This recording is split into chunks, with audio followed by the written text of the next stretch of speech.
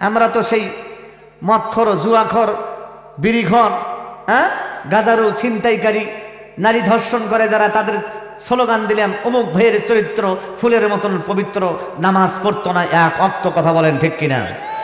এক ওয়াক্ত নামাজ পড়ে না, মাত্র 500 টাকার লোভে মিথ্যা স্লোগান দিলেন অমুক ভাইয়ের চরিত্র ফুলের মতন পবিত্র। ফুলের মতন পবিত্র যদি চরিত্র তার না হয় তাহলে আপনি মিথ্যাবাদী। আপনার নেতার চরিত্র যদি ফুলের মতন পবিত্র না হয় তাহলে আপনি মিথ্যা স্লোগান দিয়েছেন। এই মিথ্যা বলার জন্য কিয়ামতের কথা আপনাকে আল্লাহ তাআলা রব্বুল আলামিন দায়ী করবে। কথা বলেন ঠিক কিনা?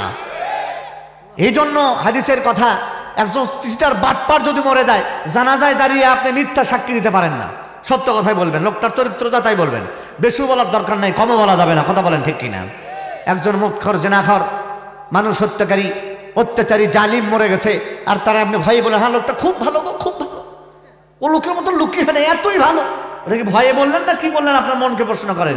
অতএব একজন যার যেমন চরিত্র ওই সত্যটাই তাকে বলতে হবে। ভালো হলে ভালোই বলবেন, খারাপ হলে খারাপই বলবেন। কথা বলেন ঠিক কিনা? আমার ভাইরা, আমার বাপসিরা রাগ করেন না। আল্লাহ রাব্বুল আলামিন আইয়ুহান নাস তাকু রাব্বাকুম ইন্না সালসালাতাস সাআতি শাইউন আযীম। একটু আওয়াজ দিয়ে বলি না আল্লাহু আকবার। আল্লাহ বলেন পৃথিবীর মানুষ, রবকে ভয় করো, আল্লাহকে ভয় করো। এরপর দ্বিতীয় নাম্বার ভয় করো ইন্না জালজালাতাস সাআতি শাইউন আযীম। ওই দিনটার কথা ভয় করো, কিয়ামতের ময়দান, যেই কিয়ামত শুরু হওয়ার আগে জিলজাল পয়দা হয়ে যাবে, পৃথিবীটা বড় ঝাঁকুনি দিবে। কিয়ামতের আগে ভূমিকম্পর কথাটা ভয় করো, এত জোরে ঝাঁকি মারবে, এত জোরে ভূমিকম্প শুরু হয়ে যাবে, যেই ভূমিকম্পর কারণে এই দুনিয়ার পাহাড়গুলি তুলার মতো উড়বে। কথা বলেন ঠিক কিনা? পাহাড়গুলি ধুলিত তুলার মতো উঠতে থাকবেন। আমার ভাইজান, বাপসিরা, মা বোনেরা, নবীজি বলেছেন কিয়ামতের আগে এই জমিনে ঘন ঘন ঘন ঘন ভূমিকম্প হবে। কথা বলেন ঠিক কিনা? আমরা মনে হয় কিয়ামতের অনেক নিকটে চলে এসেছি, কারণ আগে এত ভূমিকম্প হতো না, এতটা ভূমিকম্প এখন হয়। কথা বলেন ঠিক কিনা? মাঝে মধ্যে ভূমিকম্প হতেছে। আমার ভাইজান, আমার বাপজিরা, মা বোনেরা, আল্লাহ পাক বললেন ইন্না জালজালাতাস সাআতি শাইউন আযীম। ভয় করো সেই ভূমিকম্পের কথা, কিয়ামতের আগে সেই মহাপ্রলয়ের কথাটা একটাবার ভয় করো, চিন্তা করো। ও বান্দা, এই পৃথিবী একদিন ধূলিসাৎ হয়ে যাবে। আমার আল্লাহ বলেন সেই দিনটা কেমন হবে? ইযা পড়েন, ইযা সুলজিলাতিল আরযু জিলজালাহা ওয়া আখরাজাতিল আরযু أثقالها وقال الإنسان ما لها يومئذ تحدث أخبارها بأن ربك أوحى لها। আল্লাহ বলে ইযা জুলজিলাতিল আরযু জিলজালাহা, যেদিন পৃথিবী মহাকম্পনে কম্পিত হবে, ভূমিকম্পের মাধ্যমে পৃথিবী যেদিন কম্পিত হয়ে যাবে। ইযা জুলজিলাতিল আরযু জিলজালাহা ওয়া আখরাজাতিল আরযু আসকালাহা ওয়া আখরাজাতিল আরযু আসকালাহা। এই জমিনের ভূগর্ভে যা আছে, জমিন সবগুলোকে উৎগীরণ করে দিবে, জমিন সবগুলোকে বমন করে ফেলে দিবে, জমিন সব কিছুকে তার ভেতর থেকে বের করে দিবে। ইযা সুলসিলাতিল আরযু জিলজালাহা ওয়া আখরাজাতিল আরযু আসকালাহা ওয়া ক্বালাল ইনসানু মা লাহা। সেই দিন এই মানুষগুলি একজন আরেকজনকে বলবে ওয়াকালাল ইনসান, মানুষ বলবে ওয়াকালাল ইনসানু মা লাহা, আজকে পৃথিবীর কি হয়েছে, এমন করে কেন?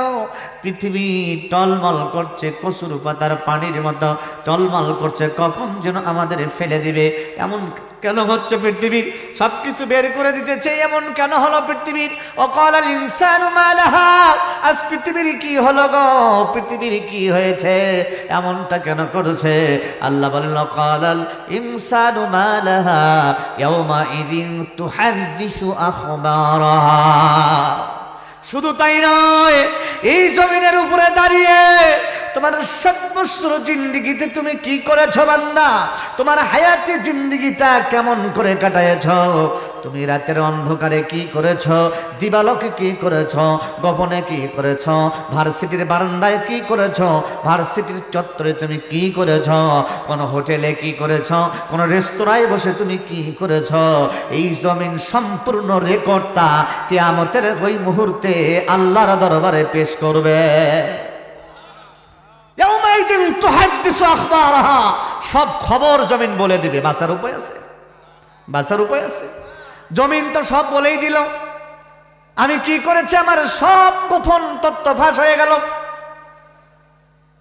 যেটা ফাঁস হয়েছে টাকলা মুরাদের গোপন তথ্য ফাঁস হওয়ার পর মন্ত্রিত্ব বাতিল হয়ে গেল, বলে এটা আর মন্ত্রী রাখা যায় না, কারণ গোপন সব কথা ফাঁস হয়ে গেছে। এটারে ক্ষমতায় রাখা গেল না, ক্ষমতাচ্যুত করতে সরকার বাধ্য হলো। আমার ভাইজান, আপনার আমার গোপন তথ্য সেই দিন ফাঁস হবে যেই দিন কিয়ামত হবে। কথা বলেন ঠিক কিনা? ইয়াউমাইদিন তুহাদ্দিসু আখবারাহা বিআন্না রাব্বাকা আওহা লাহা। আমার ভাইজান, সেই দিন বাঁচার কোনো উপায় আমাদের হাতে থাকবে না। আল্লাহর পাক বলতেছেন ওই কিয়ামতের দিন, জানো না, এই কিয়ামতের দিন যেদিন কিয়ামত শুরু হয়ে যাবে ওই হাসরের ময়দানে, যেদিন তোমাদেরকে উঠানো হবে কবর থেকে, উঠানোর পর ওই দিন যখন তোমরা দৌড়াবে হাসরের ময়দানে বিচারের জন্য, আল্লাহ পাক বলেন ওই দিন দিনটা এত কঠিন হবে গো, এত কঠিন হবে, জটিল আর কঠিন হবে। নবী বলেছেন খলফিনা আলফা সানাতা মিম্মা তাউদ্দুন, তোমাদের গণনা মতে দুনিয়ার 50,000 বৎসর, কিয়ামতের হবে একদিন, আর সেই কিয়ামতের ময়দান 50,000 বৎসর সময় লাগবে তোমাদের বিচার করতে। বেঈমানদের মাথার চান্দিগুলো ফেটে যাবে, মগজগুলি গলতে থাকবে। আমার ভাইজান, পাপের ধারা অনুযায়ী কারো কোমর পর্যন্ত তারা ঘামের মধ্যে সাঁতার কাটবে, কেউ বা বুক পর্যন্ত তারও হয়ে যাবে, সাঁতার কাটতে থাকবে।